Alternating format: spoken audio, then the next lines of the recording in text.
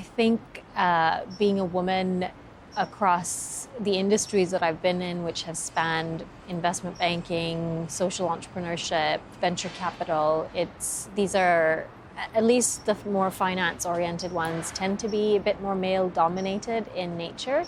My first sort of financial career was in the Middle East, and there it's compounded by being a woman in finance and then being a woman in finance in the Middle East. So it's cultural nuances that you're faced up against. I think though in that process you learn a lot about how to lead, how to realize that yes, you're a woman, but you should be judged by your merit and what you're worth and what you're able to do. And I think I was lucky also to be surrounded by some fantastic male and female mentors to help me through that process and make certain leaps in my career.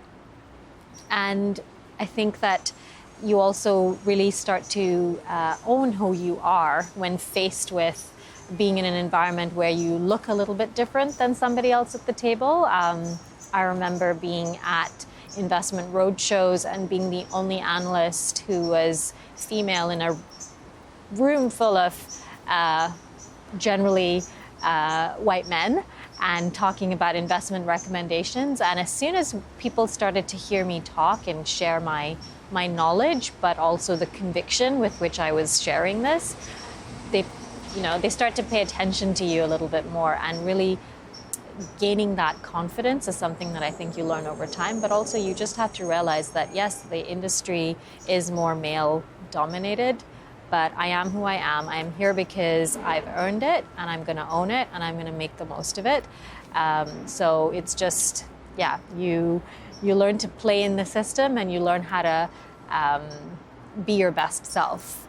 And I think it's not only true in finance, but in other sectors too. And in the world of entrepreneurship, I find though that there's definitely more female-led businesses, and supporting them in the way that makes sense, given my experience, has been easy and a great give back as well. Because if you are on the investment side, when you're funding startups as opposed to when you're supporting startups, you kind of have a sense of how they're thinking as well. So you have to, as a woman, own who you are, of course, but also be your best self in any situation.